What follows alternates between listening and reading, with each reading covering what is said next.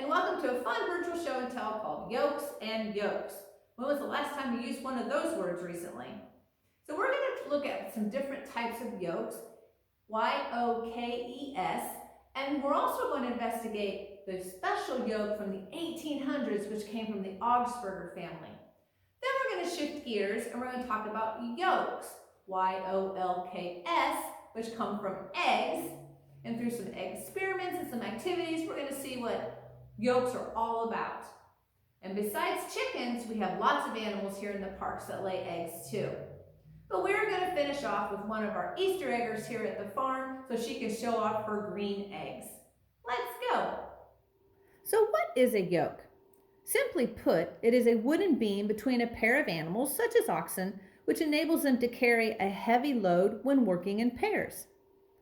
There are several types of yoke used throughout different countries and cultures and use different animals. So besides oxen, other animals that may be yoked are horses, mules, donkeys, and even water buffaloes. The first one is called a neck or a bow yoke. This is a shaped wooden crosspiece bound to the necks of a pair of oxen. It is held on the animal's necks by what's called an ox bow. This is usually U-shaped and helps to transmit force from the animal's shoulders. A swivel between the animals beneath the center of the yoke attaches to the pole of a vehicle or to chains used to drag the load. Our second yoke is called a head yoke, which fits onto the head of the oxen. It usually fits behind the horns and has carved out sections into which the horns fit. The yoke is strapped to the horns and a pad is used for cushioning the forehead of the animals. So this third one is called a wither's yoke. You're like, what is a wither? Well, it's the part of the oxen that is right in front of the shoulder blades. This yoke is placed there and helped positioned by straps. It's particularly suited for zebu cattle, which have high humps on their withers. Can you tell the difference between the bow yoke and the head yoke? The bow yoke is the one up top and the head one is down below. So there is a very special yoke which is part of the historical collection that our Friends of Christ's Home members manage, and it's called a yoke. Remember which kind it is? This yoke was used by Mrs. Magdalena Reese Augsburger, which was the wife of Christian Augsburger Jr. in the 1800s. And by the way, Christian Augsburger Jr. is the son of Christian Augsburger, who was the first pioneer that brought his family and others to America and settled here in Butler County. Before jumping into yolks, we need to understand what eggs are. To simplify the matter, we're going to focus on birds' eggs. Here are some examples from our hens at Christ's Home Historic Farmstead. However, please remember that most living things come from some sort of an egg, many of which are soft with no shell and are located inside the mother's body. A bird's egg can be thought of as a life support system. It is complete with all the nutrients, minerals, water, and shelter a developing baby bird needs before it hatches. So we're going to focus on the yolk section, which is the bright orange circle in the middle of this diagram. If an egg is fertilized, the yolk is made up of proteins, fats, and carbohydrates and is connected to the baby bird by many blood vessels. A day or two before the bird hatches, this yolk is absorbed into the abdomen through its umbilical cord. For a while after it hatches, the baby can use this leftover yolk as an extra food source too. So how do eggs form inside a chicken? A mature hen will lay one shelled egg about every 24 hours during her laying cycle. A hen's gamete is called a follicle. Several of them will develop at one time, and the largest one gets fertilized by a rooster. This large follicle is the egg yolk. Whether fertilized or not, this yolk sac will pass through a series of organs to become a shelled egg. The eggs that are sold by farmers and in the store are unfertilized. But how do you tell the difference between a fertile and a non-fertile egg? There's either the disc, which is infertile, or the derm, which is fertile. So now, why are some yolks pale yellow to dark orange in color? The shade of an egg yolk is completely determined by the hen's diet. Also, have you ever eaten a double yolker? Double yolkers occurs when two separate egg yolks are released into the hen's oviduct too close together and so end up being encased together in one shell.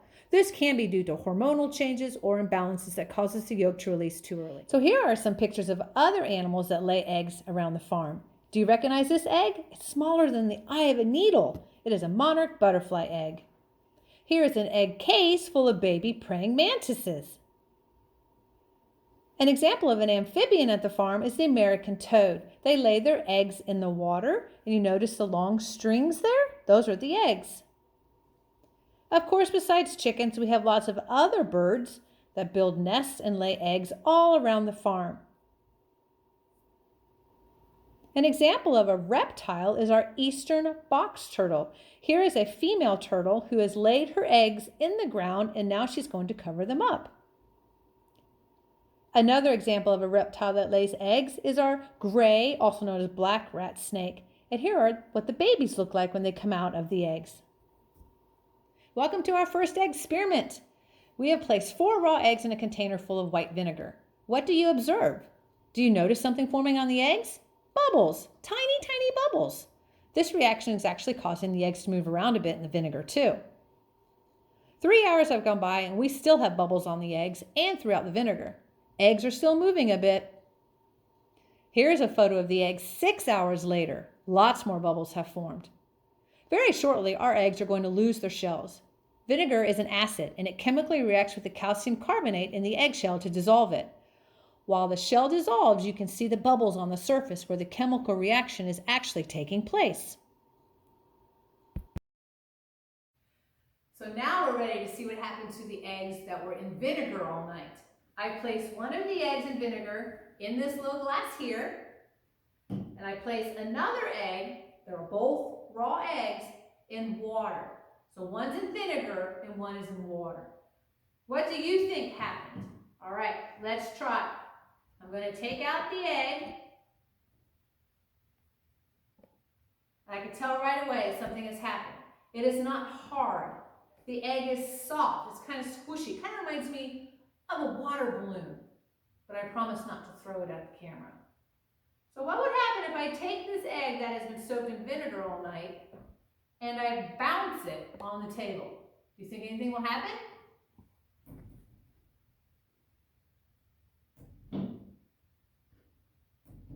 It's so rubbery, it bounces. So now what do you think will happen with this egg that was soaked in water all night when I bounce it? That one is not so bouncy, is it?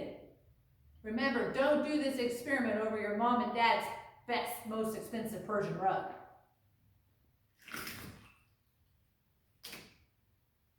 Now here's another fun, simple experiment. All you need is a hard-boiled egg and a raw egg. We're going to do the spinning test, and we're going to see which one spins the longest. In my right hand, I have a raw egg. Didn't do a whole lot of spinning, did it? In my left hand, I have a hard-boiled egg.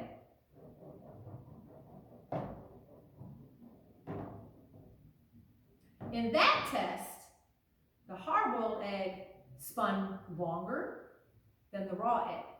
But when you're doing tests, you should always do more than one try. So let's try it again. Okay. We're going to do them together. Remember, this is the raw egg, and this is the hard-boiled egg. At least, I think. Yes. Okay, here we go. And we're going to try one more time.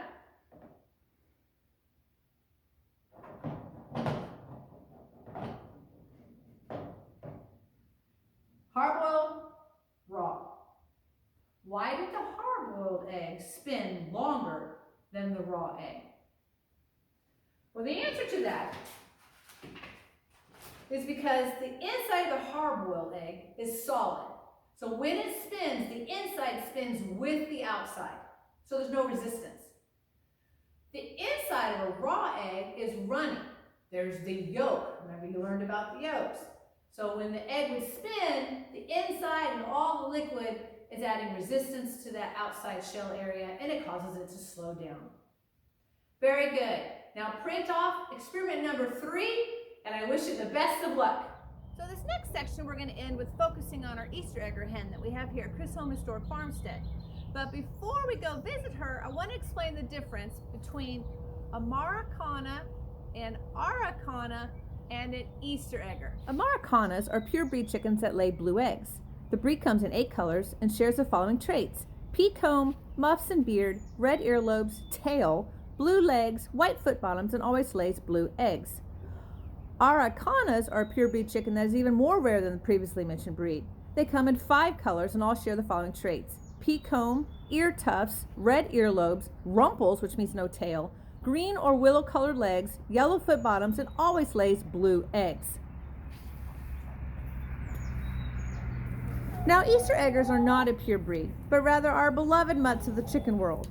They do possess blue egg gene though. Since they are mutts, they come in any color and possess any of the traits from all the other breeds of chickens. Our fabulous Easter egger hen lays kind of a greenish egg. She also lays a double yoker about 1 time a month too. Notice her greenish scales on her legs? Now, Easter eggers can lay blue eggs, but sometimes will lay green, tan, pink, and even yellow eggs. Our Easter egger has a great personality, and she loves to visit with guests at the farm, so come out and visit with her any day of the year.